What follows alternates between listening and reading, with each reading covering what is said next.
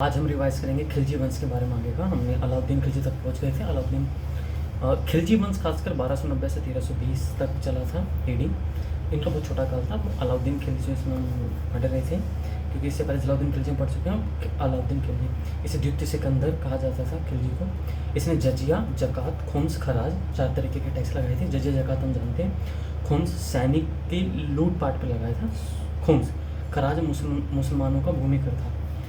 खालसा भूमि वो थी कि जो पहले ही दिल्ली सल्तनत में अभी तक जो दे दी गई थी दान में भूमि, उसको वापस सरकार के अंडर लाना, उसे खालसा भूमि कहते थे क्योंकि ये एकता व्यवस्था खत्म हो गई थी। निज़ामुद्दीन औलिया के पास गया तो उसने कहा मेरे घर में 10 दरवाजे, क्योंकि वो एक खालसा भूमि लेने गए थे।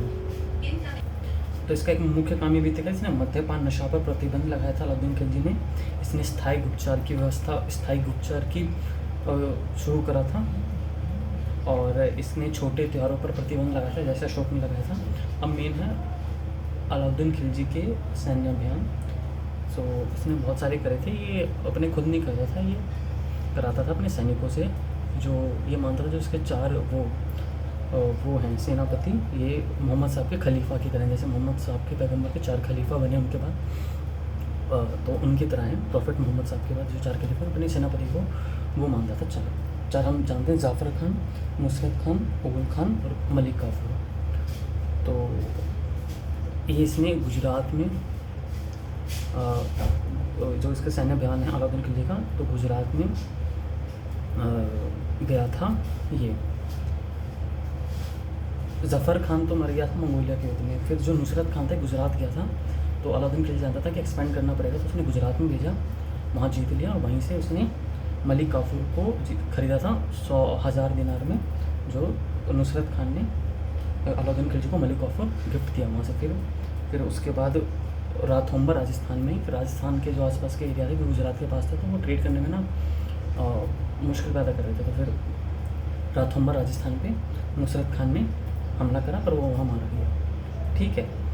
और फिर उसके बाद चित्तौड़ में खुद अलाउद्दीन खिलजी ने हमला करा 1303 में। रतन सिंह, जो हमने पता हुआ देखा मूवी, कैसे वहाँ पे जोहार हुआ, तो हम देखे किले के पास 6 महीने तक बाहर रहा था। वो बहुत महीने तक खाने पीने की व्यवस्था सारी बंद कर दी थी।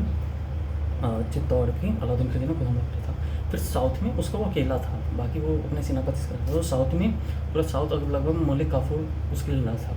पहले उसने देवगिरी में रामचंद्र देव को हराया साउथ में। तो रामचंद्र देव ने कहा कि मैं राजा की तरह मुझे ट्रीट करा जाए, तो उसको एक गांव का एक बना दिया जागीरदार। उसको बहादुरी देख के अलाउद्दीन खिलजी ने उसको गांव का जागीरदार बना दिया, क्योंकि उसको एक्सपेंड करना था। उसने तो कब्जा कर लिया था।